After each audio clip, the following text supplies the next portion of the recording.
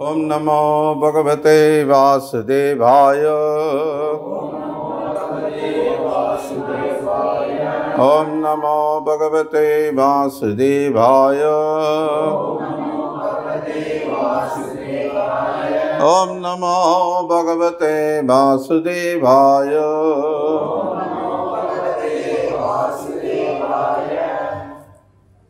பகவத்கீதை உண்மையுறவில் 14வது அத்தியாயம் ஜட இயற்கையின் முக்குணங்கள். இதம் ஞானம் உபாசித்ய மம சமயமாத் ஆகதா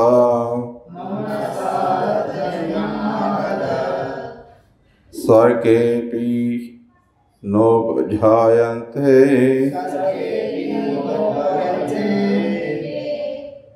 பிரளயே வியதந்தி ச. மொழிபெயர்ப்பும் பொருளுரையும் வழங்கியவர் அகில உலக கிருஷ்ண பக்தி இயக்கத்தின் ஸ்தாபக ஆச்சாரியர் தெய்வ திரு பக்தி வேதாந்த சுவாமி ஸ்ரீல பிரபுபாதர். இந்த ஞானத்தில் நிலை பெறுவதால் ஒருவன் என்னை போன்ற தெய்வீக இயற்கை அடைய முடியும். இவ்வாறு நிலை பெற்ற பின் அவன் படைப்பின் போது பிறப்பதோ பிரளயத்தின் போது தொல்லை உறுவதோ இல்லை. பொருளுரை. பக்குவமான தெய்வீக ஞானத்தை பெற்ற பிறகு ஒருவன் தன்மையில் பரமபுருஷ பகவானுக்கு சமமான நிலையை அடைகின்றான். பிறப்பு இறப்பின் சுழற்சியில் இருந்து விடுதலை பெறுகின்றான். இருப்பினும் ஜீவாத்மா எனும் தனது தனித்தன்மையை அவன் இழப்பதில்லை. வேத இலக்கியங்களிலிருந்து புரிந்து கொள்வது யாதெனில், ஆன்மீக வெளியில் தெய்வீக லோகங்களை அடைந்த முக்தி பெற்ற ஆத்மாக்கள் முழுமுதற் கடவுளின் திவ்யமான அன்பு தொண்டில் ஈடுபட்ட வண்ணம் எப்போதும் அவருடைய தாமரை திருவடிகளை தரிசித்து கொண்டுள்ளனர். எனவே முக்திக்கு பிறகும் பக்தர்கள் தங்களது தனித்தன்மையை இழப்பதில்லை. பொதுவாக ஜட உலகில் நாம் பெறும் எல்லாவித அறிவும் ஜட இயற்கையின் முக்குணங்களால் கலங்கமடைந்துள்ளன. இயற்கையின் முக்குணங்களால் கலங்கப்படாத அறிவு தெய்வீக ஞானம் எனப்படுகிறது. இந்த தெய்வீக ஞானத்தில் நிலை பெற்றவுடன் ஒருவன் பரமபுருஷருக்கு சமமான தளத்தில் இருக்கின்றான். ஆன்மீக உலகை பற்றி சற்றும் அறிவில்லாத நபர்கள் ஜட உலகில் ஜட செயல்களிலிருந்து விடுபட்ட பின் அந்த ஆன்மீக அடையாளம்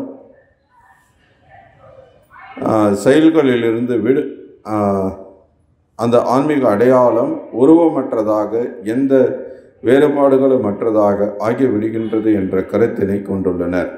ஆனால் இவ்வுலகில் ஜட வேறுபாடுகள் இருப்பதைப் போல ஆன்மீக உலகிலும் வேறுபாடுகள் இருக்கின்றன. இதை பற்றி அறியாதவர்கள் ஜட வேறுபாடுகள் ஆன்மீக இருப்பிற்கு எதிரானது என்று எண்ணுகின்றனர். ஆனால் உண்மை என்னவெனில், ஆன்மீக வெளியில் ஒருவருக்கு ஆன்மீக உருவை அடைகின்றான். அங்கு ஆன்மீக செயல்கள் உள்ளன. மேலும் அங்குள்ள ஆன்மீக சூழ்நிலை பக்தி வாழ்வு என்று கூறப்படுகின்றது. கலங்கமற்றதாக கூறப்படும் அந்த சூழ்நிலையில் ஒருவன் பரமபுருஷருடன் ஞானத்தின் அடிப்படையில் சமமாக உள்ளான். அத்தகு ஞானத்தை பெற அனைத்து ஆன்மீக குணங்களையும் விருத்தி செய்து கொள்வது அவசியம். இவ்வாறு ஆன்மீக குணங்களை வளர்ப்பவன் ஜட உலகின் படைப்பினாலோ அழிவினாலோ பாதிக்கப்படுவதில்லை. नमो ओम विष्णुपादाय कृष्ण प्रेष्ठाय भूतले श्रीमते भक्ति विकास स्वामी नामिने. नमो ओम विष्णुपादाय कृष्ण प्रेष्ठाय भूतले श्रीमते भक्ति वेदांत स्वामी नामिने. नमस्ते सारस्वती देवी गौरवाणी प्रचारिणे निर्विशेष शून्यवादी पाश्चात्य देशतारिणे. जय श्री कृष्ण चैतन्य प्रभु नित्यानंद श्री अद्वैत गदाधर शिवासादि गौर भक्त वृंद. हरे कृष्णा कृष्णा कृष्णा हरे हरे, हरे राम राम राम हरे हरे. हरे कृष्णा. ஸோ எல்லாருக்கும் வணக்கம். இங்கே பகவத்கீதை 14வது அத்தியாயம் போன வாரம் தொடங்கி முதல் ஸ்லோகம் கேட்டிருக்கீங்க. ஸோ முதல் ஸ்லோகத்தில் கிருஷ்ணர் சொல்கிறார், எல்லா ஞானங்களிலும் உயர்ந்ததான இந்த பரம ஞானத்தை நான் உனக்கு மீண்டும் கூறுகின்றேன். இதனை அறிந்த முனிவர்கள் அனைவரும் தெய்வீகமான பக்குவ நிலையை அடைந்துள்ளனர் அப்படின்னு முந்தைய ஸ்லோகத்தில் கிருஷ்ணர் சொல்லியிருக்கிறார். அது தொடர்ந்து அப்படி அந்த தெய்வீக நிலையில் நிலை பெற்றவர்கள் என்னுடைய ஸ்தானத்தை, என்னை போன்ற தெய்வீக இயற்கையை அடைகிறாங்க அப்படின்னு சொல்கிறார். அப்படி அந்த தெய்வீக இயற்கையில் நிலை பெற்ற பின்பு அவர்கள் இந்த உலகத்தில் பிறக்கிறதோ பிரளயத்தின் போது தொல்லையுறுவதோ அழிவுறுவதோ கிடையாது. அப்படின்னா பிறப்பு இறப்பு சுழற்சியிலிருந்து அவர்கள் விடுபட்டு விட்டார்கள் அப்படிங்கிறார். இதை முன்னாடியே யஜ்ஞாத்தாத் கர்ம நிவனத்ரா லோகோயம் கர்ம பந்தனா ததார்த்தம் கர்ம கௌந்தேய முக்த சங்க சமாச்சார அப்படின்னு 3வது அத்தியாயத்திலே நம்ம பார்த்தோம். கிருஷ்ணர் சொல்கிறார்,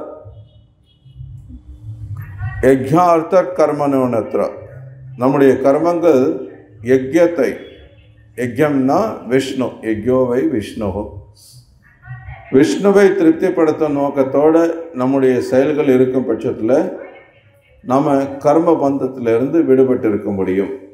கர்ம வினைகள் நமக்கு கிடையாது. கர்ம வினைகள் இல்லாமல் போயிடுச்சு அப்படின்னா நம்ம இந்த உலகத்தில் மீண்டும் பிறவி எடுக்க வேண்டிய அவசியம் இல்லை.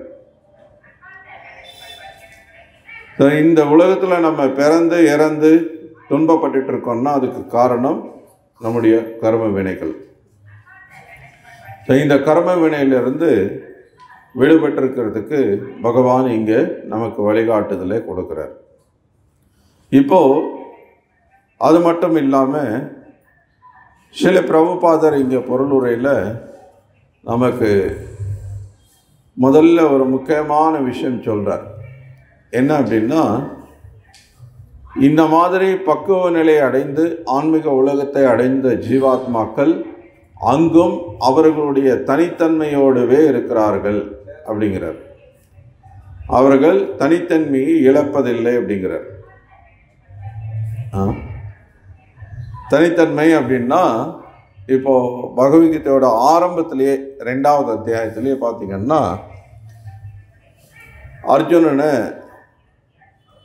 சிஷ்யனாக ஏற்றுக்கொண்டு ஒரு குரு ஸ்தானத்திலிருந்து கிருஷ்ணர் பேசும்போது எடுத்த உடனே என்ன சொல்கிறார், அறிவாளியை போல பேசுகிற, ஆனால் உன்னுடைய செயல்கள் அப்படி இல்லை, முட்டாள்தனமாக இருக்குது. அறிஞர்கள் அப்படின்னா, அறிவாளிகள் அப்படின்னா வாழ்பவர்களுக்காகவோ மாண்டவர்களுக்காகவோ வருந்த மாட்டார்கள். அஜாயத்தை மியத்தை வகதாசின், ஆத்மா அழிவில்லாததுன்றத உண்மையான அறிவாளி அறிந்திருக்கிறான். அப்போது நீ இங்கே இருக்கிற பீஷ்மர், துரோணர், கிருபாச்சாரியர் போன்ற உனக்கு பிரியமான உன்னுடைய வழிபாட்டிற்குரியவர்களாக நினைக்கிற இவங்க எல்லாம் இறந்து போயிடுவாங்கன்னு நீ நினைக்கிற. ஆனால் அதனால் நீ வருத்தப்படுற, அதனால் நீ போரிட மாட்டேன்னு சொல்லி போரை தவிர்க்க பார்க்குற. ஆனால் கிருஷ்ணர் அர்ஜுனனை அப்படியே விட்டுடல.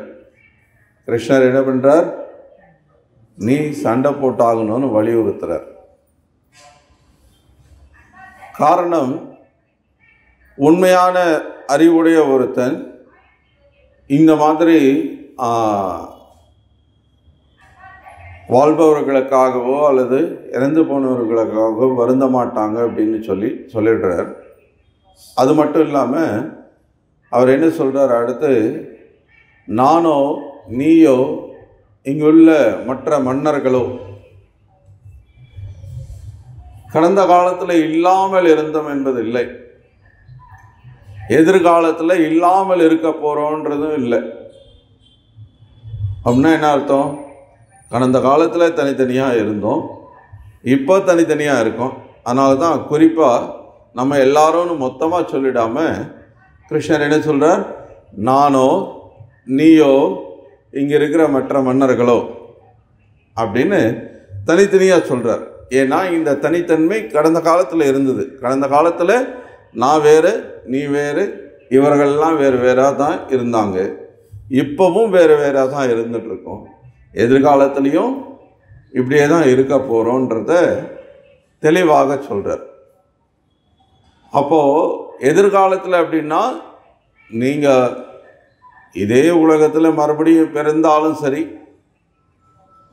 பௌதிக சரீரத்தை ஏற்றாலும் சரி, ஆன்மீக உலகத்துக்கே போயிட்டாலும் சரி, மோட்சமே அடைஞ்சிட்டாலும் பகவானை போலவே திவ்யமான லோகத்தில் வசிக்கக்கூடிய ஒரு வாய்ப்பு கிட்டினாலும் சரி, அவரை போலவே திவ்யமான ரூபத்தை அடைஞ்சிருந்தாலும் சரி, அங்கேயும் உன்னுடைய தனித்தன்மை இருந்து கொண்டே இருக்கும். ஜீவாத்மா எப்போதும் பகவானோடு ஒன்றாக ஐக்கியமாவதில்லை அப்படிங்கிறது இங்கே தெளிவுபடுத்தப்படுது. ஏன்னா இன்னைக்கு துரதிர்ஷ்டவசமாக இந்த பாரத பூமியில் ஆன்மீகத்தில் நாட்டமுடைய பெரும்பாலான மக்களுக்கு இருக்கக்கூடிய ஒரு தவறான புரிதல் இது. என்னென்னா, இந்த உலகத்தில் நமக்கு இந்த மாதிரி வெவ்வேறு சரீரங்கள் இருக்குது. காரணம் நம்மளுடைய கர்ம வினை காரணமாக.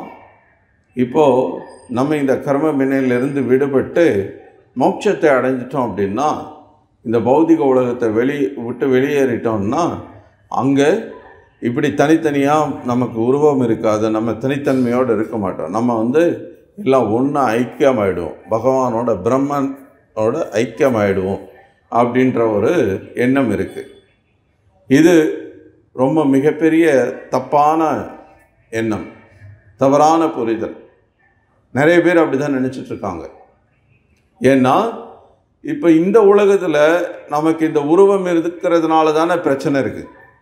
நமக்கு இந்த ரூபம் இருக்கிறதுனால தான் நமக்கு வயோதிகம் வருது, வியாதி வருது, மரணிக்க வேண்டியிருக்கு, மறுபடியும் கர்ம வினைக்கேற்ப பிறக்க வேண்டியிருக்கு. இந்த பிறப்பு இறப்புன்ற அந்த சுழற்சியே இந்த உருவத்தினால தான்.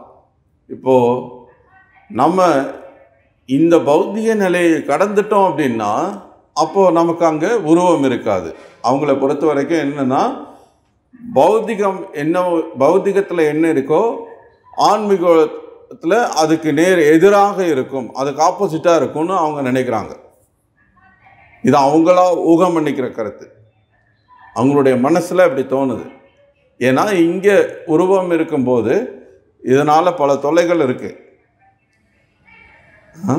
அப்போது நம்ம பக்குவ நிலையை அடைஞ்சிட்டோம் அப்படின்னா அப்போ நமக்கு உருவம் இல்லாமல் போயிடும்.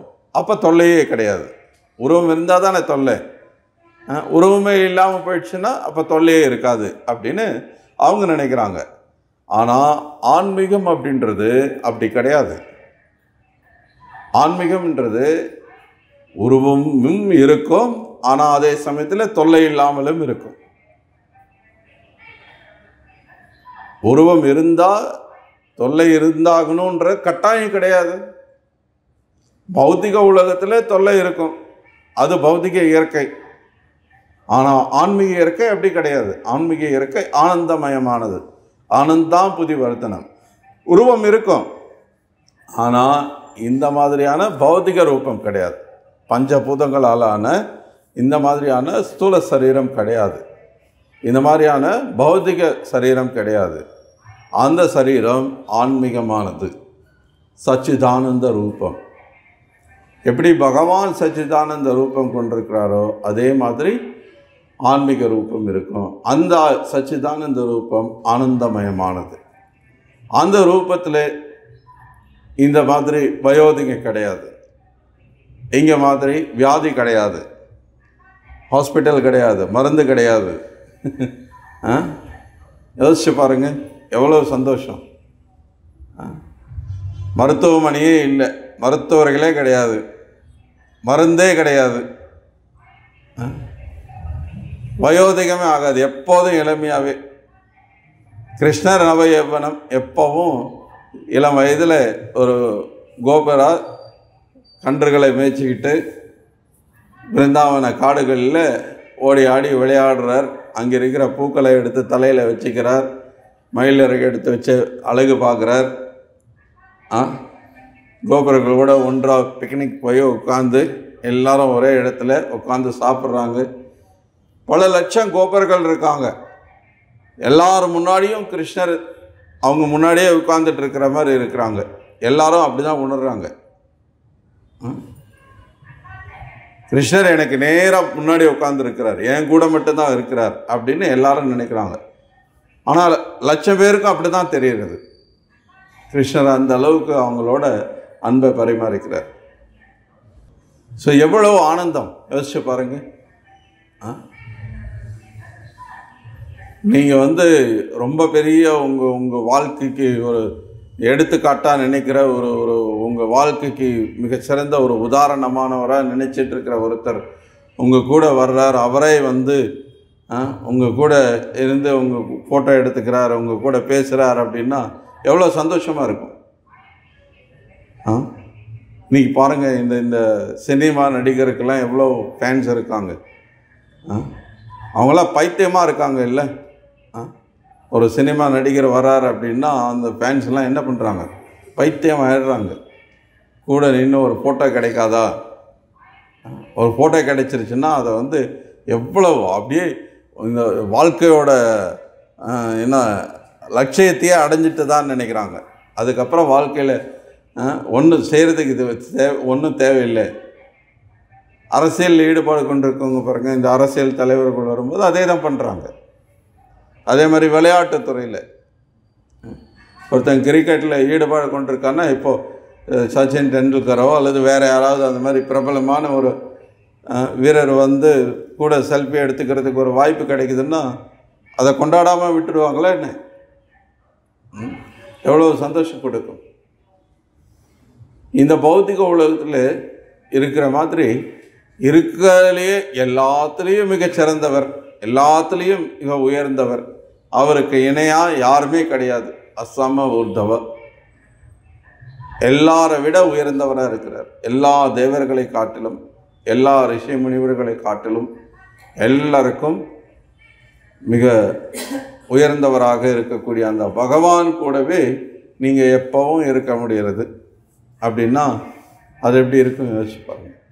ஸோ பகவான் தன்னுடைய பக்தர்கள் கூட அன்பை பரிமாறிக்கொள்றதுக்கு இப்படி தனித்தன்மையோடு தான் இருக்க விரும்புகிறார். அதுதான் இயற்கையாக அப்படி தான் அங்கே இருக்கிறாங்க. அங்கே ஐக்கியமாகிறதெல்லாம் கிடையாது. பாகவதத்தில் நம்ம வர்ணனையை பார்க்குறோம். கிருஷ்ணர் எப்படியெல்லாம் அங்கே லீலைகள் புரிகிறார். அங்கே யசோதாமாவும் கிருஷ்ணரை ஒன்றா ஐக்கியமாயிட்டாங்க. நந்த மகாராஜரும் கிருஷ்ணரை ஒன்றா ஐக்கியமாயிட்டாங்க. அங்கே நந்த மகாராஜர் கிடையாது, ஆன்மீக உலகில் கிருஷ்ணர் மட்டும்தான். அப்படின்லாம் கிடையாது. அங்கே எல்லாம் அது அப்படி இருந்தால் அப்புறம் இந்த லீலைகள்லாம் எப்படி நடக்கும்? தாமோதர லீலை எப்படி நடக்கும்? கிருஷ்ணர் பூத்தனாவை எப்படி வதம் பண்ணுவார்? எப்படி திருநாவிரத்தனை வதம் பண்ணுவார்? எப்படி சக்கடாசுரனை வதம் பண்ணுவார்? எப்படி காளிய நர்த்தனம் பண்ணுவார்? எப்படி இதெல்லாம் நடக்கும்? கோவர்தன லீலை எப்படி நடக்கும் இல்லையா? அப்போ அங்கே எல்லா பக்தர்கள் தனித்தனியாக இருக்கிறதுனால, தனித்தன்மையோடு இருக்கிறதுனால தானே அவங்க கூட இப்படி அன்பு பரிமாறிக்கொள்ள முடிகிறது. ஸோ அதனால் இது மிகப்பெரிய தப்பான அபிப்பிராயம். அடிக்கடி நம்ம இந்த மாயாவாதம், அருவவாதம்ன்ற பேச்செல்லாம் வார்த்தைகள்லாம் கேட்போம் பிரபுபாதருடைய புத்தகங்களில். அதை நீங்கள் இன்றைக்கி நம்ம நாட்டில் எல்லாரும் பார்த்தீங்க அப்படின்னா நானும் பக்தன் அப்படின்னு பக்தி பண்ணுறேன் அப்படின்னு சொல்லிட்டு இருப்பாங்க. ஆனால் அவங்ககிட்ட கொஞ்சம் அப்படி சொல்லிட்டு பார்த்தீங்கன்னா தெரியும், இந்த அருவவாதம் மாயாவாதம் தான் இருக்கும். எல்லாம் ஒன்று, எல்லா கடவுளும் ஒன்று, நானும் கடவுள் நீயும் கடவுள், கடைசியில் எல்லாரும் ஐக்கியமாயிட போகிறோம். இப்படி எல்லாம் அபத்தமான வெறும் குப்பை, அர்த்தமில்லாத பேச்சுக்கள், நடைமுறைக்கு சாத்தியமில்லாத பேச்சுக்கள் இதெல்லாம். ஆனால் இன்றைக்கி அதுதான் பெரிய ஆன்மீகம்னு நினச்சிட்டு இருக்காங்க. இன்றைக்கி யாரெல்லாம் இன்றைக்கி இந்த மாதிரி அங்கீகரிக்கப்பட்ட சீட பரம்பரையில் வராது ஆன்மீகவாதிகள் பிரபலமானவர்கள்னு இருக்காங்களோ அவங்க எல்லார்கிட்ட போனாலும் இதே குப்பை இருக்கும். இதை விட வண்டியாக குப்பை சேர்த்து வச்சுருக்காங்க. அவங்க பேசுகிறது எல்லாமே அர்த்தம் இல்லாததாக இருக்கும். நீ யார்கிட்ட வேணால் போய் சோதிச்சு பாருங்கள். அதுக்காக நேரத்தை வீணடிச்சிட்டு இருக்காதீங்க. ஏன்னா அதுக்கு அவசியம் இல்லை. ஆல்ரெடி அதெல்லாம் ஆச்சாரியர்கள் எல்லாம் ஆய்வு செய்து அதை பற்றி எல்லாத்தையும் தெரிஞ்சுட்டு தான் நமக்கு இந்த உபதேசம் எல்லாம் கொடுத்துருக்காங்க. இப்போ போய் நம்ம கிருஷ்ணதாஸ் சொன்னது சரிதானான்னு போய் நேரத்தை வீணடிக்காதீங்க. அதுக்கு அவசியமே இல்லை. ஆனால் அதுதான் உண்மை. இன்றைக்கி யார்கிட்டையாவது போய் கேட்டு பாருங்கள். இன்றைக்கி நம்ம பக்தரை இந்த பக்தி பிரச்சாரம் பண்ணுறதுக்காக புத்தக விநியோகம் பண்ணுறோம், ஹரிநாம சங்கீர்த்தனை போடுறோம்.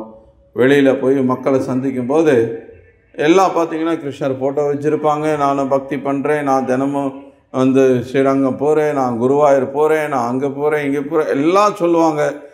கடைசியில் பார்த்திங்க அப்படின்னா கொஞ்சம் கடைசியில் எல்லா கடவுளும் ஒன்று தாங்க அப்படின்ட்டுருவாங்க. இல்லைன்னா எப்படியும் கடைசியில் எல்லாம் அவனோட போய் ஒன்று சேர்ந்துட்டா போதும் அப்படிம்பாங்க. காரணம் மக்களுக்கு சரியான ஆன்மீக அறிவு கிடைக்கிறது கிடையாது. ஆன்மீகம்ன்ற பேரில் அவங்க என்ன பண்ணுறாங்க அப்படின்னா, இந்த உலகத்தில் அவங்க பௌத்திகமான புலனின்பத்தையும் அனுபவிக்கணும், அதே சமயத்தில் கிருஷ்ணர்கிட்ட சரணடையவும் கூடாது. அப்போது கிருஷ்ணருக்கு ரூபம் இல்லை, கிருஷ்ணருக்கு குணம் இல்லை, நிராகார், அரூபா, நிர்குணா, இந்த வார்த்தைகள்லாம் சாஸ்திரத்தில் இருக்குது, இல்லாமல் இல்லை. இவங்களாம் ஊகம் பண்ணது கிடையாது, இதெல்லாம் சாஸ்திரத்தில் இருக்குது. ஆனால் சாஸ்திரத்தில் இந்த வார்த்தைகளை அதுக்காக கிருஷ்ணருக்கு ரூபம் இல்லைன்னு அர்த்தம் கிடையாது, கிருஷ்ணருக்கு குணம் இல்லைன்னு அர்த்தம் கிடையாது. இப்போது இங்கே நம்ம ராஜா பேண்ட்டு சட்டை போடாமல் வந்துட்டார் அப்படின்னு நான் சொல்கிறேன். அப்படின்னா என்ன அர்த்தம்? அதுக்காக அவர் துணியே போடாமல் வந்துட்டாருன்னு அர்த்தம்? அவர் வேட்டி சட்டை கட்டிருக்கிறார், வேட்டி சட்டை போட்டிருக்கிறார், பேண்ட்டு போடல, அதுக்காக அவர் வேஷ்டி கட்டியிருக்கிறார். இப்போ பேண்ட்டு போடல அப்படின்றதுக்காக அவர் ட்ரெஸ்ஸே இல்லாமல் இருக்கிறாருன்னு புரிஞ்சிக்க முடியும்?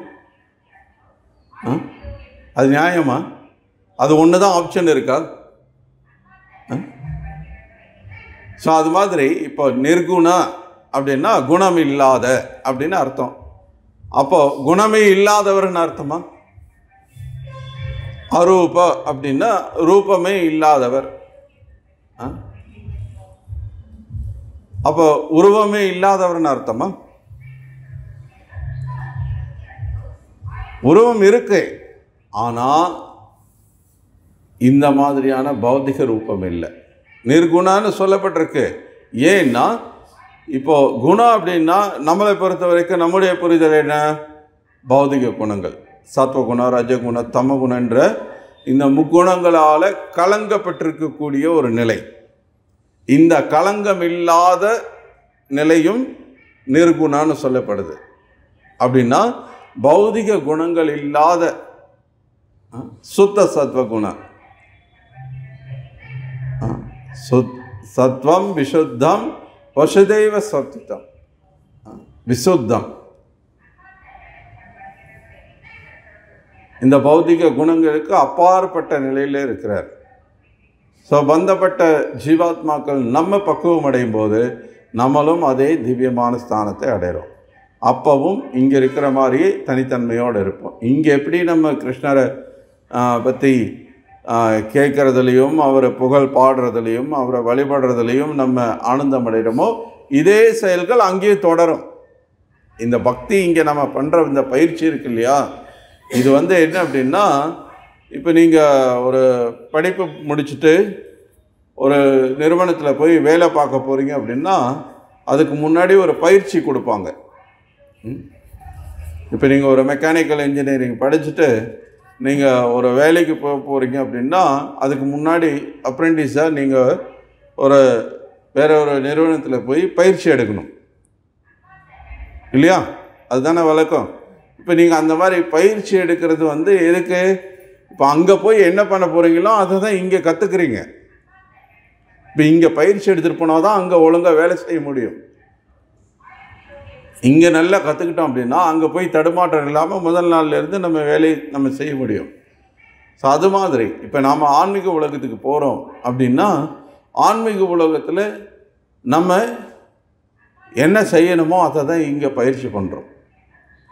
இப்போ நம்ம நாமம் போட்டுக்கிறோம், குடுமை வச்சுக்கிறோம், தோத்தி கட்டிக்கிறோம், வைஷ்ணவ தோற்றத்தில் இருக்கோம் அப்படின்னா இப்போ நாளைக்கு அங்கே போனோன்னா நம்ம சங்கோஜமாக இருக்க முடியாது.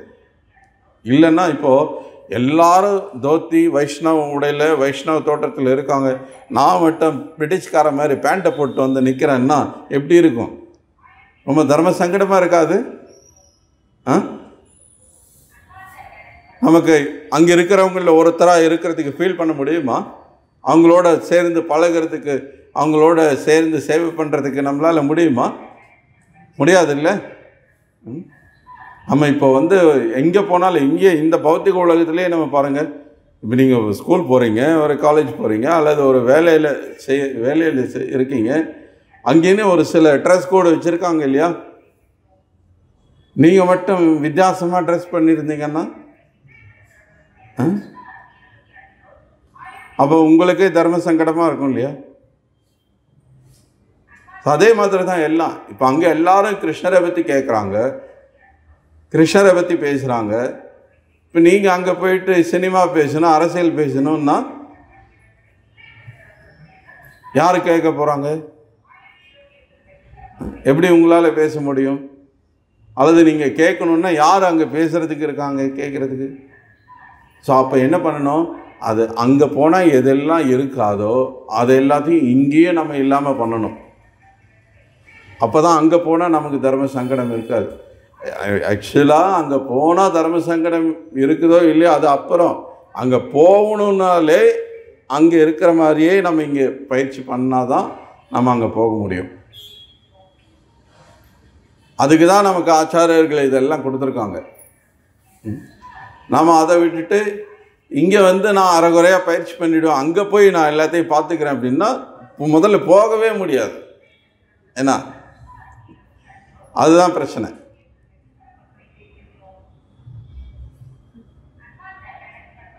நம்ம அப்ரெண்டிஸாக இருக்கும்போதே ஒழுங்காக பயிற்சி பண்ணலைன்னா யார் வேலைக்கு எடுத்துக்குப்பாங்க? வேலை கொடுக்கணும் இல்லை? அவங்க கொடுக்குற சர்டிஃபிகேட் வேலிடாக இருக்கும் இல்லை? அப்போ தானே அவங்க ஏற்றுப்பாங்க. ஸோ அது மாதிரி தான் இந்த பக்தின்றது. நம்ம இங்கே சரி பரவாயில்ல, நம்ம நமக்கு தான் தெரியுது என்ன பண்ணணுன்றது தெரியுது, அது அங்கே போய் பார்த்துக்கலாம் அப்படின்னாலாம் முடியாது. இங்கேயே நம்ம பண்ணணும், எல்லாம் பண்ணணும். இந்த உலகத்தில் நமக்கு அது தர்ம சங்கடமே தெரில. ஏன்னா எல்லாரும் வேறு மாதிரி இருக்காங்க. எல்லாரும் என்னமோ வேற்று கிரகத்தில் இருந்து வந்த மாதிரி இருக்காங்க. ஒரு 100 வருஷத்துக்கு முன்னாடி 200 வருஷத்துக்கு முன்னாடி நம்ம முன்னோர்கள் எல்லாரும் இதே தான் ஹேர் ஸ்டைல், இதே தான் ஹேர் ஸ்டைல்.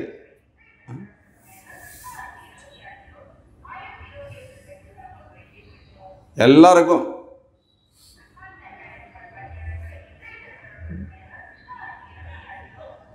எல்லாரும் ரொம்ப எளிமையான உடை தான் அணிஞ்சிருந்தாங்க, எளிமையான வாழ்க்கை தான் வாழ்ந்துட்டு இருந்தாங்க. ஏன்னா ஆடம்பரத்தை அவங்க விரும்பலை. காரணம், ஆடம்பரம் என்றது அவசியம் இல்லாதது. அவசியம் என்ன? ஒன்று உணவு, இருக்க ஒரு இடம், கொடுத்துக்க கொஞ்சம் உடை, இதுதான் அத்தியாவசியம். இது தவிர மீதி நேரத்தில் கோயிலில் சேவை பண்ணிக்கிட்டு பகவானுடைய நாமத்தை பாடிக்கிட்டு ஹரிகத்தால் ஈடுபட்டு பக்தி வாழ்ந்தாங்க. அதனால் வாழ்க்கை மகிழ்ச்சியாக இருந்தது, சந்தோஷமாக இருந்தது. இப்போவும் நம்ம அதை செஞ்சோம்னா இப்போவும் அதே மாதிரி நம்ம மகிழ்ச்சியாக இருக்க முடியும்.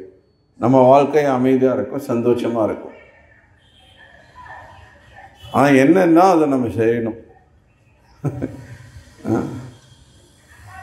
செய்யாமல் நம்ம வெறும் பாட்டிலுக்கு வெளியில் நம்ம நக்கணும்னா உள்ளே இருக்கிற தேனோட சுவை நமக்கு தெரிய போகிறது கிடையாது.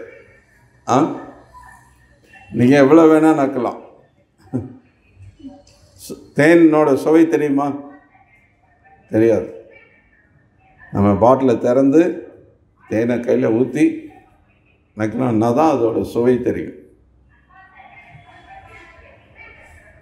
ஸோ அது மாதிரி தான் இந்த பக்தின்றது நமக்கு கொடுத்துருக்கிற வழிமுறையை பயிற்சி செய்யும்போது நம்ம அதோட ஆனந்தத்தை, அதனோட சந்தோஷத்தை, உண்மையான மகிழ்ச்சியை நம்ம உணர முடியும். எல்லாத்துக்கும் மேலே இந்த பௌத்திக உலகத்தில் எப்போவுமே நமக்கு நிறைய குழப்பம் இருக்குது, நிறைய கேள்விகள் இருக்குது. இது செய்யலாமா, இது செய்யக்கூடாது, இது சரியா, இது தவறா?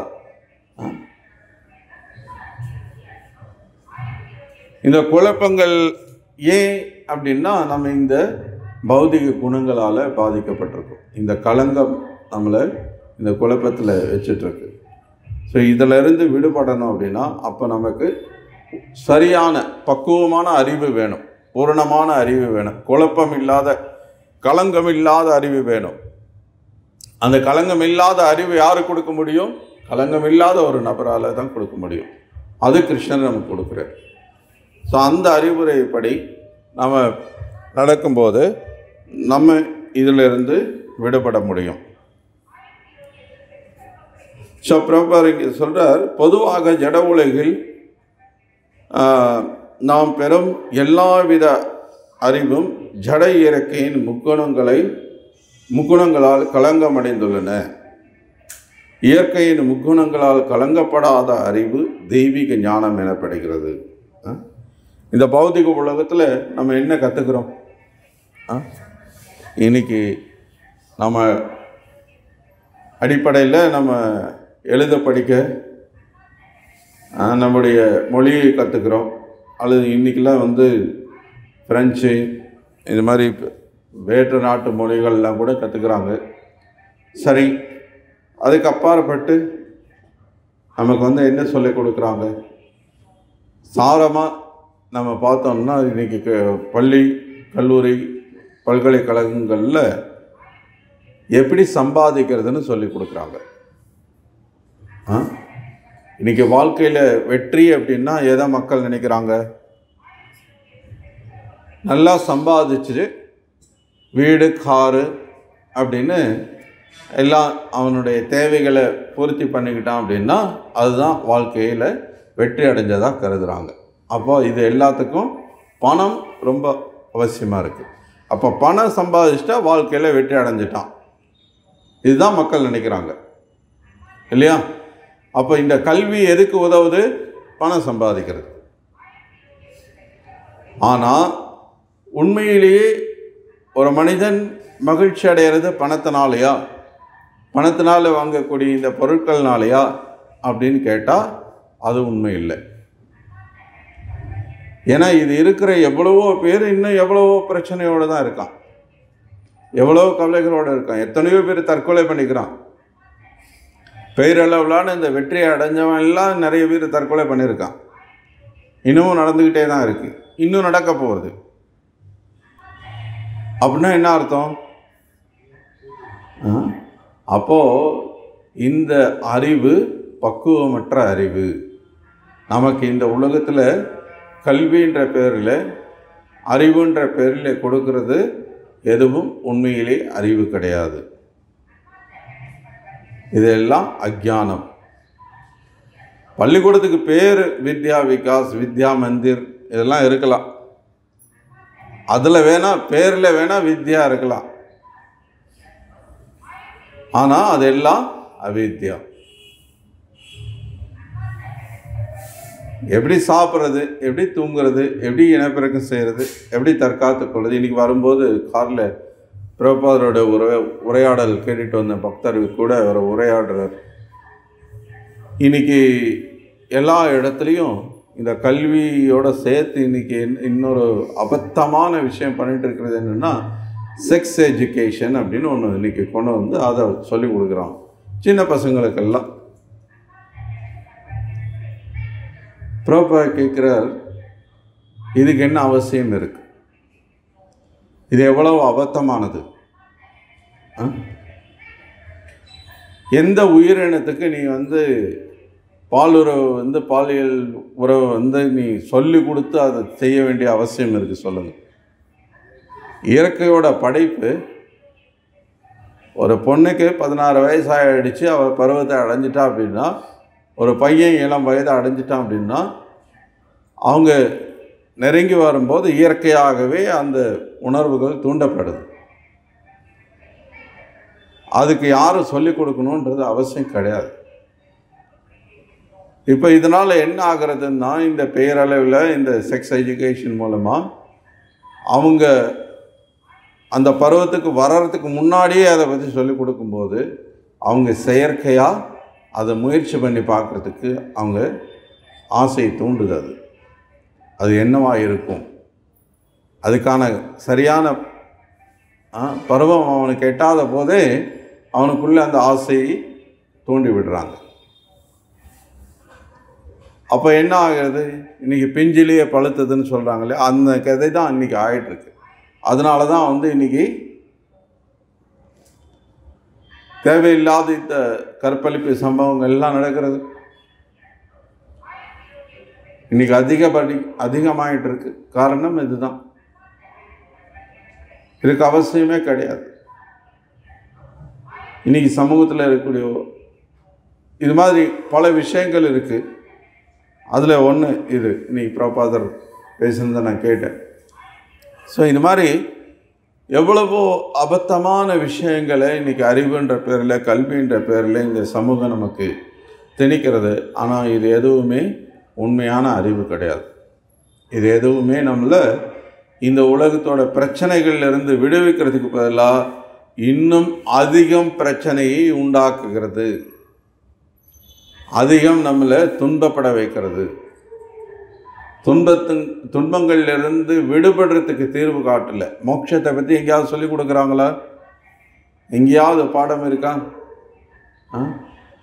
தர்மம்னா என்ன, எது அதர்மம் எங்கேயாவது சொல்லி கொடுக்கப்பட்டிருக்கா? கிடையாது. மாறாக இன்றைக்கி நீ எவ்வளவு வேணால் அதர்மம் பண்ணு, அது உன்னை சந்தோஷப்படுத்துதுன்னா நீ என்ன வேணால் பண்ணிக்கோ. நீ பண்ணுற காரியம் உனக்கு சந்தோஷத்தை கொடுக்குதுன்னா என்ன வேணால் பண்ணிக்கோ. இதுதான் இன்றைக்கி சமூகம் சொல்லிக் கொடுக்குது இல்லையா? மாமிசம் சாப்பிடு, அதுதான் உனக்கு சந்தோஷத்தை கொடுக்குதுன்னா செய். இல்லைப்பா அது பாவம்னு நமக்கு சொல்லிக் கொடுத்துட்டு இருந்த சமூகம் இன்றைக்கி தலைகீழாக மாறிப்போச்சு. இன்றைக்கி நவீன கால பெற்றோர்களே அப்படி தான் இருக்காங்க. குழந்தைகளுக்கு உனக்கு சரின்னு பட்டுச்சுன்னா செய்ப்பா. அவன் குழந்தை, அவனுக்கு என்ன தெரியும்? அதை சொல்லிக் கொடுக்கறதுக்கு தானே நீ பெற்றோராக இருக்க. பகவான் உனக்கு அந்த ஸ்தானத்தை அதுக்கு தானே கொடுத்துருக்கிறார். சாஸ்திரப்படி பார்த்தா பிதான சஸ்யா மகதான சஸ்யா குருன சஸ்யா, நீ குருவாக, தாயாக, தந்தையாக, உறவினனாக, ஆசிரியனாக இந்த மாதிரி பொறுப்புள்ள ஒரு நிலையை அடையிற அப்படின்னா, அப்போது உன்னை சார்ந்து இருக்கக்கூடியவங்களுக்கு, இப்போ நீ ஒரு தந்தை அப்படின்னா உன்னுடைய குழந்தைகளுக்கு நீ மோட்சத்துக்கான பாதையை காட்டல. ஒரு ஆசிரியனாக உன்னுடைய மாணவனுக்கு மோட்சத்துக்கான வழிகாட்டல அப்படின்னா நீ அந்த ஸ்தானத்தை அடையவே கூடாதுன்னு பாகவதம் சொல்கிறது. ஆனால் இன்னைக்கு நீங்களே நரகத்துக்கு போறியா, போப்பா, நீயே அனுப்பி வைக்கிற. நீ மாமிசம் சாப்பிடு, பீடி சிகரெட் குடி, நீ மத அருந்திக்கோ, உனக்கு சரின்னு பட்டதுன்னா செய் அப்படின்னா, அப்போ என்ன பண்ணுற? நீ மோட்சத்துக்கு வழிகாட்டுறதை விட்டுட்டு நரகத்துக்கு வழிகாட்டிகிட்டு இருக்க.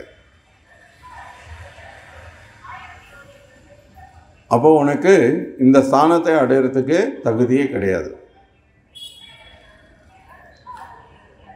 இது ரொம்ப துரதிர்ஷ்டவசமான நிலை. இந்த கலியுகம் அந்த அளவுக்கு தரம் தாழ்ந்து போயிட்டுருக்கு. தன்னுடைய சொந்த பெற்றோர்களே குழந்தைகளுக்கு சரியான வழிகாட்ட முடியாத, வழிகாட்ட தெரியாத மோசமான நிலையில் போயிட்டுருக்கு இந்த சமூகம்.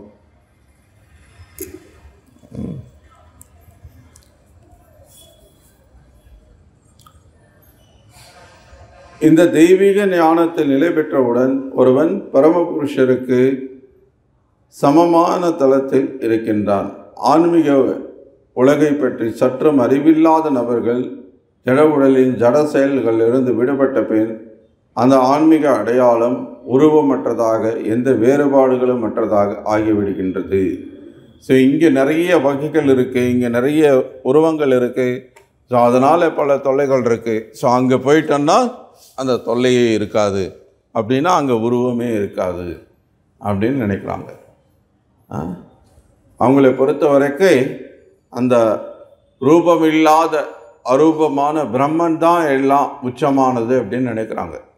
ஆனால் கிருஷ்ணர் பகவத்கீதையில் மிக தெளிவாக சொல்கிறார், பிரம்மனோகி பிரதிஷ்டாகம், அந்த பிரம்மனுக்கே நான் தான் ஆதாரம் அப்படிங்கிறார்.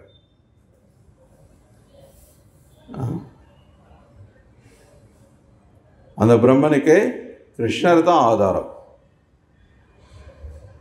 அவ்யக்தம் வியக்திமாபன்னம் மன்யதே மாமு புத்தயாக அபுத்தயாக. புத்தி இல்லாதவன் நினைக்கிறான் என்ன, வியக்திம் ஆபன்னம், அவ்யக்தம் வியக்திமாபன்னம். வியக்திம் அப்படின்னா ஒரு நபர்,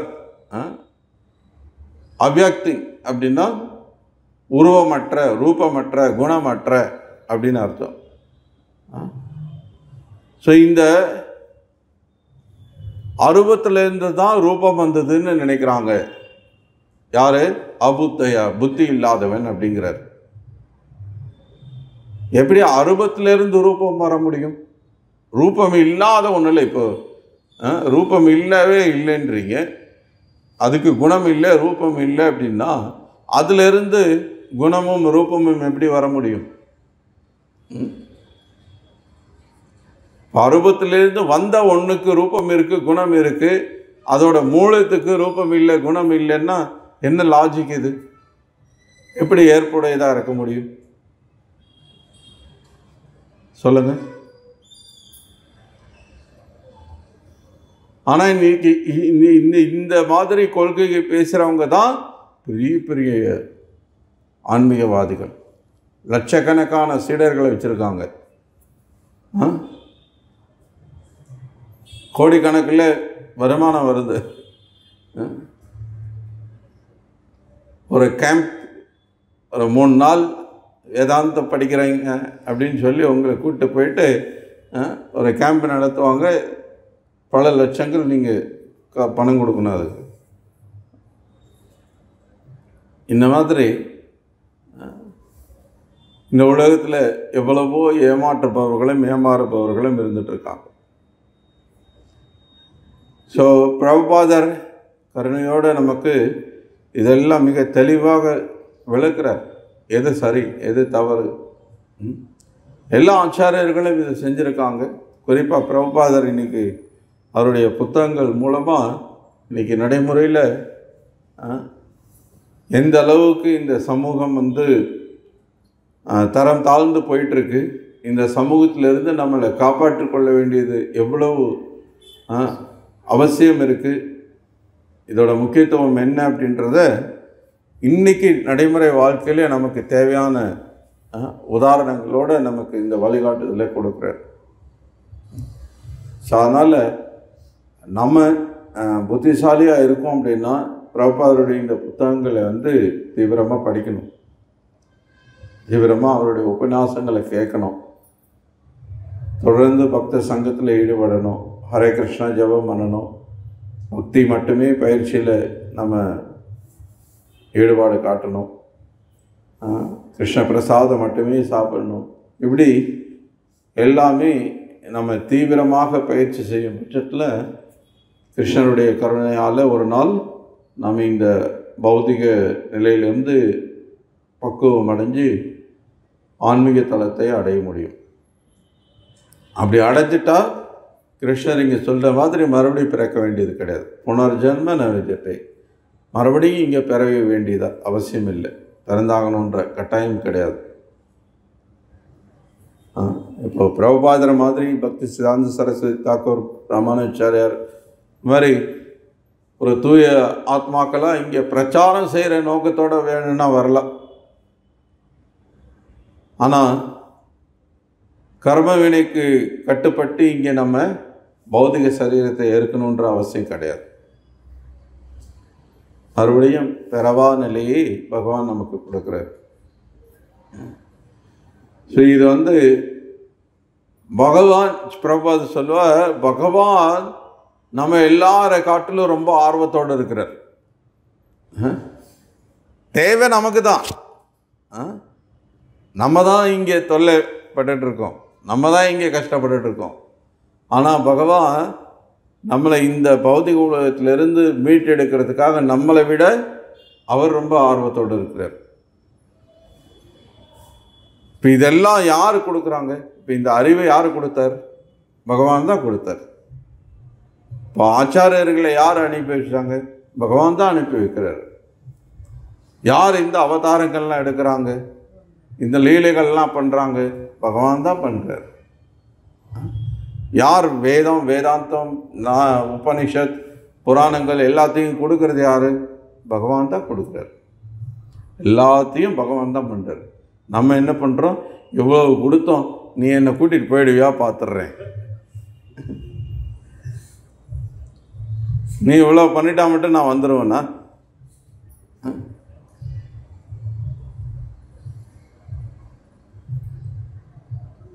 எவ்வளோ பைத்தியக்காரத்தனம் நம்ம பண்ணிகிட்டு இருக்கோம் பாருங்க.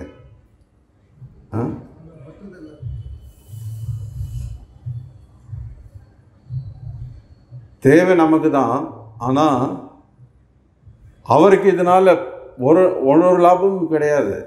ஏன்னா இங்கே இருக்கிறத விட பல மடங்கு அதிகமான பக்தர்கள் அங்கே இருக்காங்க ஆல்ரெடி. அவர் நம்ம போய் தான், நம்ம அவர் கூட சேர்ந்து தான் அவர் மகிழ்ச்சி அடையணும் அப்படின்றதெல்லாம் ஒன்றும் கிடையாது. ஏன்னா இந்த படைப்பே மொத்தமே 4/1 தான் அப்படின்னு சொல்லப்படுது.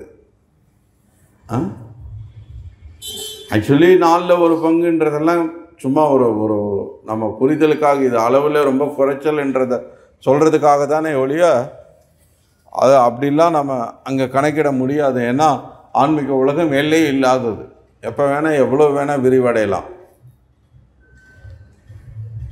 ஸோ அப்படி இருக்கும்போது அப்போது நமக்காக பகவான் இவ்வளோ அக்கறை காட்டுறார். அப்போ அந்த பகவான் மேலே நம்ம எவ்வளோ நம்பிக்கை கொண்டிருக்கணும், அந்த பகவான்கிட்ட சரணடைகிறதுக்கு நம்ம எவ்வளோ ஆர்வத்தோடு இருக்கணும் அப்படின்றத நம்ம புரிஞ்சுக்கணும்.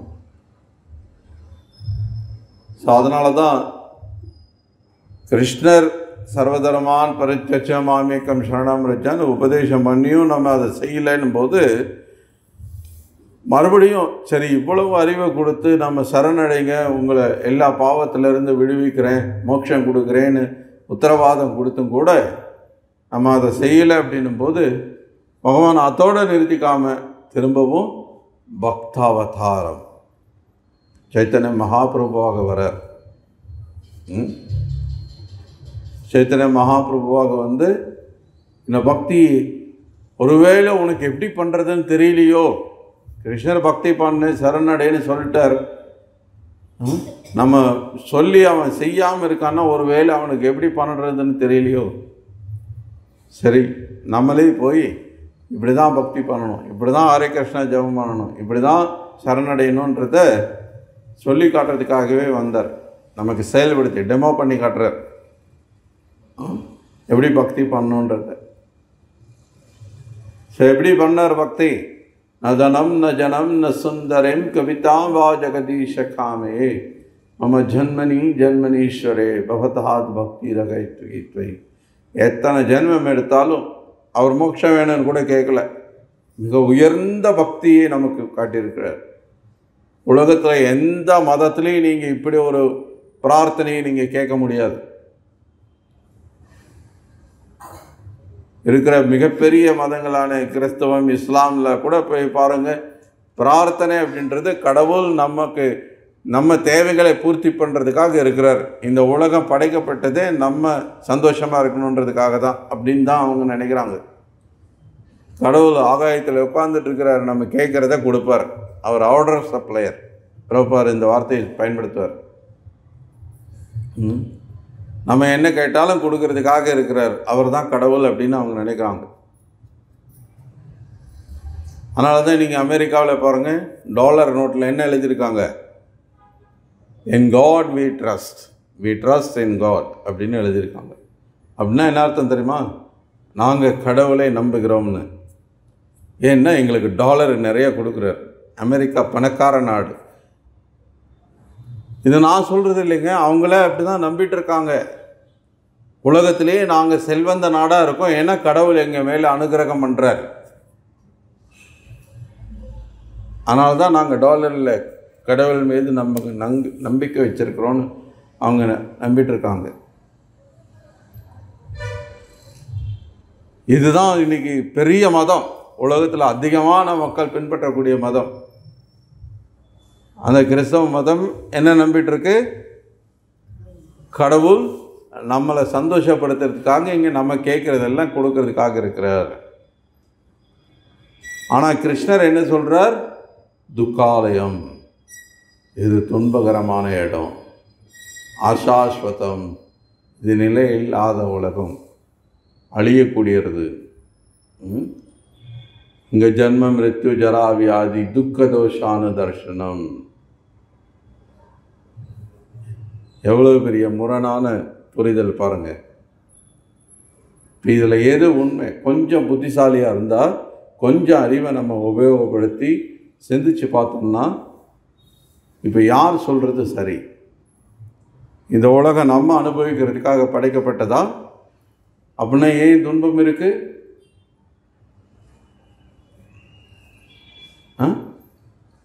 இப்போ கிருஷ்ணர் சொன்ன மாதிரி இங்கே துன்பம் அதிகமாக இருக்கா, இன்பம் அதிகமாக இருக்கா? துக்காலயம், அதுதான் சரி இல்லையா? இங்கே நிரந்தரமாக இருக்க முடியுறதா? இல்லை. அசாஸ்வதம், அனித்தியம், அசுக்கம், லோகம். கிருஷ்ணன் சொல்கிறது தான் சரியாக இருக்குது. ஸோ அப்போது புத்திசாலித்தனத்தோட கிருஷ்ணர் சொல்கிறத கேட்டு நம்ம அவர்கிட்ட சரணடைய முயற்சிக்கணும். சரணடையணும், வேறு வழி கிடையாது. வாய்ப்பை விட்டோம்னா மறுபடியும் என்ன ஆகும் சொல்ல முடியாது. அடுத்தது மரம், செடி, கொடியா, புழு பூச்சா, மிருகமா, பறவையா, என்ன வேணால் வரலாம். அப்போது நீங்கள் என்ன ஹரே கிருஷ்ணா ஹரே கிருஷ்ணா நம்ம கற்றுனாலும் நம்ம காதில் விழ போகிறதில்லை. இப்போ இவ்வளோ ஜீவன்கள் இருக்குல்ல. இப்போ தினமும் நம்ம சாயங்காலம் மேலே பார்க்குறோம், எவ்வளோ பறவைகள் பறக்கிறது. நம்ம கீர்த்தனம் பண்ணுறோம், பரவாயில்லையே கீர்த்தனம் நடக்குதுன்னு வந்து உட்காந்து கேட்போன்னு வருதா? அந்த பாக்கியம் கிடையாது. ஸோ அதுதான் இந்த மனித வாழ்க்கையோட விசேஷம். அதை நம்ம புரிஞ்சுக்கணும்.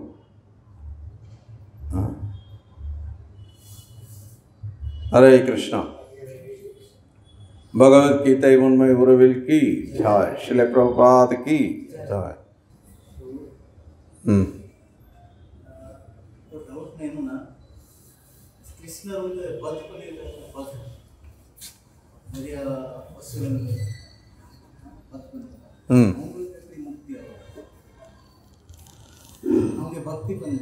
ஆமாம், நல்ல கேள்வி. கேள்வி என்னென்னா, இப்போ கிருஷ்ணர் பல அசுரர்களை வதம் பண்ணியிருக்கிறார். அவங்களும் முக்தி அடைகிறாங்க. எப்படி? அவங்க பக்தி பண்ணாமையே. அவங்க அசுரர்கள், பக்திக்கு எதிரானவர்கள், நாத்திகர்கள், நம்பிக்கை இல்லாதவர்கள், சாஸ்திர விதிகளை பின்பற்றாதவர்கள். எஸ். ஆனால் இப்போ உதாரணத்துக்கு பூத்தனா வதம். கிருஷ்ணர் சிறு குழந்தையாக இருக்கும்போது கம்சனால் அனுப்பி வைக்கப்பட்ட ஒரு அரக்கி. இப்போ பூத்தனா வரும்போது ரொம்ப அழகான ஒரு லக்ஷ்மி தேவி போல அழகுடைய ஒரு பெண்ணாக தான் அங்கே பிருந்தாவனத்தில் வர்ற. அவன் மேலே யாருக்கும் எந்த சந்தேகமும் வரலை. கிருஷ்ணரை மடியில் படுக்க வச்சு தன்னுடைய மார்பிலிருந்து பால் கொடுக்க முயற்சிக்கிறார். கிருஷ்ணர் அனைத்தையும் அறிந்தவர், திரிகாலகிரகி. அவருக்கு தெரியாதது எதுவுமே கிடையாது. கிருஷ்ணர் பாலோடு சேர்த்து பூத்தனாவோட உயிரையும் உறிஞ்சிடுறார். இப்போ பூத்தனா தன்னுடைய சுயரூபத்தை வெளிப்படுத்தி மோட்சமடைந்தார் அப்படின்னு சொல்லி சாஸ்திரம் நமக்கு சொல்லுது. இப்போ கிருஷ்ணருக்கு பால் கொடுக்க விரும்பினதுனால அவளை ஒரு அது என்ன சொல்லுவாங்க, அந்த மேட் சர்வெண்ட், ஒரு பணிப்பெண்ணாக கருதி அவளுக்கு கிருஷ்ணர் 7 தாய்கள் இருக்கிறதா சாஸ்திரம் விவரிக்கிறது. பெற்றெடுத்த அன்னை, குருவோட மனைவி, ஒரு மன்னருடைய மனைவி, பிராமணருடைய மனைவி, தயாதி அந்த நர்ஸ் வேலை செய்யக்கூடியவங்க, பசு, பூமி தேவி, இவங்க எல்லாம் ஒருத்தருக்கு தாயாக கருதப்பட வேண்டியவர்கள். ஸோ அப்படி பூத்தனா ஒரு நர்ஸாக பார்த்து அவங்களுக்கும் அந்த தாயோட ஸ்தானத்தை பகவான் கொடுத்து அவங்க மோட்சம் அடைஞ்சதாக சாஸ்திரம் சொல்லப்படுது. எப்படி அவங்க மோட்சம் அடைகிறாங்க? இப்போ பகவானுடைய திவ்யமான இந்த ரூபம் அவங்க மேலே படுறது. பூத்தனா தன்னுடைய மடியில் எடுத்து கிருஷ்ணரை படுக்க வச்சு பால் கொடுக்க முயற்சிக்கிறார்.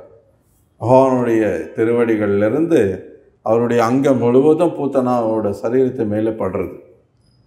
திவ்யமான அந்த ரூபம் படும்போது, திவ்யமான அவருடைய பார்வை ஒருத்தர் மேலே படுறது அப்படின்னாலே அவங்க புனிதம் அடைஞ்சிடுறாங்க. அவங்க கலங்கங்கள், பௌதிக இந்த குணங்களால் பாதிக்கப்பட்ட அந்த கலங்கங்கள் எல்லாமே தூய்மை அடைஞ்சிருது. அதனால தான் இந்த போலி அவதாரங்கள், நான் கடவுள்னு சொல்லிட்டு இருக்காங்க இல்லையா, அவங்களுக்கெல்லாம் பிரபுபாத சவால் விடுவார். கிருஷ்ணர் தன்னுடைய பார்வை பட்டாலே எல்லாத்தையும் தூய்மைப்படுத்தக்கூடியவர். அந்த அளவுக்கு அவருடைய சக்தி இருக்குது. அதுதான் பகவான் அப்படின்றதுக்கு அடையாளம். அவருடைய கடைக்கண் பார்வை பட்டாலே போதும் அப்படின்னு பெரிய பெரிய முனி ரிஷிகள்லாம் 1000 வருஷமாக தவம் புரிஞ்சிட்ருக்காங்க. அப்படி இருக்கும்போது எப்படி இந்த பேரளவிலான இந்த கடவுள்லாம் அவதாரங்கள்லாம் ஆசீர்வாதம் பண்ணுறாங்க, உங்களுக்கு சாம்பலை கொடுக்குறாங்க, லிங்கத்தை கொடுக்குறாங்க, அதை கொடுக்குறாங்க, இதை கொடுக்குறாங்க, இவ்வளோ ஆசீர்வாதம் பண்ணி நீங்கள் இன்னும் டிவி பார்த்துட்ருக்கீங்க, டீ காஃபி குடிக்கிறத நிறுத்த முடியல, சினிமா சீரியல் பார்க்குறத நிறுத்த முடியல, எந்த மாற்றமும் இல்லை. நேற்று வரைக்கும் என்ன பண்ணிட்டு இருந்தீங்களோ அதையே இன்றைக்கும் பண்ணிகிட்டு இருக்கீங்க. எப்படி? நீங்கள் உண்மையிலேயே பகவானை பார்க்குறீங்கன்னா உங்களுக்கு அதுக்கப்புறம் இந்த உலகாத விஷயங்கள் எதுலேயும் நாட்டம் இருக்காது. தூய்மை அடைகிறதுன்னா அதுதான் தூய்மை அடைகிறது. ஸோ பூத்தனாவால் மோட்சமே அடைஞ்ச முடிந்தது அப்படின்னா கிருஷ்ணருடைய அந்த திவ்ய ரூபம் பட்டது, அவருடைய பார்வை பட்டது, அவளுக்கு மோட்சம் கிடைச்சது. திருநாவிரத்த எல்லா அசுரர்களும் அந்த மாதிரி தான். எல்லாரும் எப்படி? கிருஷ்ணருடைய அந்த திவ்யமான ரூபம். இது கிருஷ்ணருடைய விசேஷ கருணை. அஃப்கோர்ஸ் அதுக்காக அவங்களுடைய மோட்சம் பக்தர்கள் அடைகிற மாதிரியான மோட்சம் மாதிரி கிடையாது. அதுலேயும் வித்தியாசம் இருக்குது. ஏன்னா பக்தி அப்படின்றது ஆணுகூல்யஸ்ய சங்கல்ப, பக்தின்றது அனுகூலமானதாக இருக்கணும். கிருஷ்ணரை திருப்திப்படுத்தக்கூடிய, கிருஷ்ணரை சந்தோஷப்படுத்தும் விதத்தில் இருக்கணும். பக்திக்கு அனுகூலமான விஷயங்கள், பிரதிகூலமான விஷயங்கள்னு இருக்குது.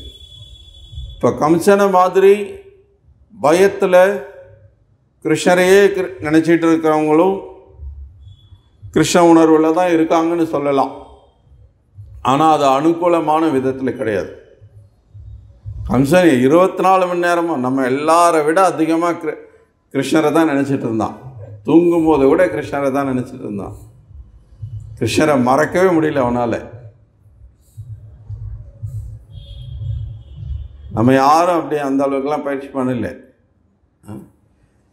பாகவதத்தில் இன்ஃபேக்ட் நாரதர் ஒரு இடத்துல சொல்லுவார், இந்த மாதிரி இரண்யகசிப்பு மாதிரி கம்சன் மாதிரி கூட என்னால் கிருஷ்ண உணர்வில் இருக்க முடியல அப்படின்னு சொல்லி. அஃப்கோர்ஸ் அவர் தன்னை ஒரு பணிவான நிலையில் வச்சுட்டு அந்த மாதிரி அவங்களோட ஒப்பிட்டு சொல்லுவார். ஆனால் உண்மை என்னென்னா அவங்களும் கிருஷ்ண உணர்வில் தான் இருந்தாங்க.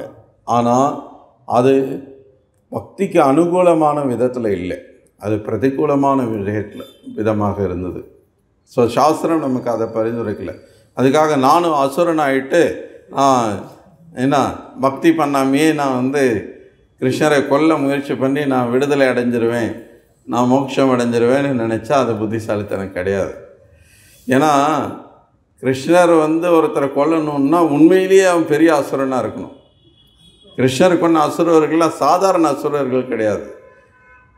நீங்கள் நாளில் அந்த மாதிரி நாத்திக வேஷம் போட்டுட்டு நம்ம கிருஷ்ணரை கொல்ல போகிறோன்னா கிருஷ்ணர் நம்மளை திரும்பி கூட பார்க்க மாட்டார்.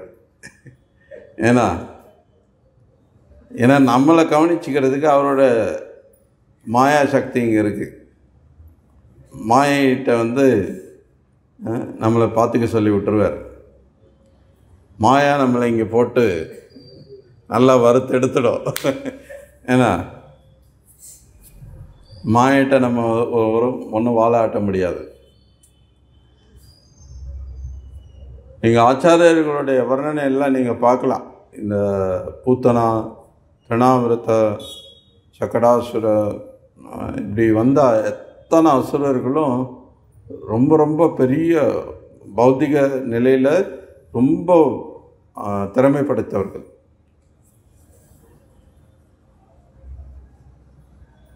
உதாரணத்துக்கு பூத்தனாவை பற்றி வர்ணிக்கும் போது சொல்லப்பட்டிருக்கு, பூத்தனா சிறு குழந்தைகளை கொன்று சாப்பிடக்கூடிய ஒரு அரகி. அவளுக்கு இருக்கக்கூடிய திறமை என்ன அப்படின்னா, ஒரு குழந்தை இருக்குன்னா அந்த குழந்தை எங்கே இருந்தாலும் எப்படி இருந்தாலும் யாரோட குழந்தையாக இருந்தாலும் அந்த குழந்தைய தேடி கொன்று சாப்பிடக்கூடிய அளவுக்கு அவளுக்கு திறமை இருந்தது. எவ்வளோ பாதுகாப்பாக நீங்கள் வச்சுருந்தாலும் அவளால் அந்த குழந்தையை கொண்டுட முடியும். ஆனால் இருந்து என்ன பிரயோஜனம்? அது இந்த மாதிரி அர்த்தமில்லாத விஷயத்துக்காக இருக்குது. ஸோ பகவானுடைய படைப்பில் நம்ம இப்போ கூட நம்ம பார்க்கலாம். பிரபார் ஒரு உதாரணம் சொல்லுவார். கழுகு இருக்குது பாருங்கள், ஈகிள். அது ரொம்ப கூர்மையான பார்வை கொண்டது. 3 மைல் 4 மைல் உயரத்தில் மேலே பறந்துட்டுருக்கும். கீழே ஏதாவது ஒரு மிருகமோ ஏதோ ஒன்று இறந்து போய் கிடக்குது அப்படின்னா, அதோட பிணம் கிடக்குது அப்படின்னா, அதை பார்த்தோன்னே அதால் அடையாளம் கண்டுபிடிச்சு நேராக அதை சாப்பிட முடியும். அவ்வளோ கூர்மையான பார்வை, அவ்வளோ தூரத்திலிருந்து அதை பார்க்க முடியும். ஆனால் அது பார்க்குறதெல்லாம் என்ன, பிணம் எங்கேன்னு தேடுறதுக்காக. என்ன பிரயோஜனம்? அந்த கூர்மையான பார்வையை வச்சு அது ஒன்றும் பெரிய வேறு சாதனை எதுவும் பண்ண போகிறது கிடையாது. ஸோ அது மாதிரி இந்த பௌத்திக உலகத்தில் பல பேருக்கு பல திறமைகள் இருக்குது. பட் கிருஷ்ணர் சொல்ல பௌருஷம் ரிஷம், பௌருஷம் ஒருத்தருக்கும் என்ன திறமை இருக்கோ, என்ன அபிலிட்டி இருக்கோ, அது எல்லாத்துக்குமே கிருஷ்ணர் தான் காரணம். ஹரே கிருஷ்ணன்.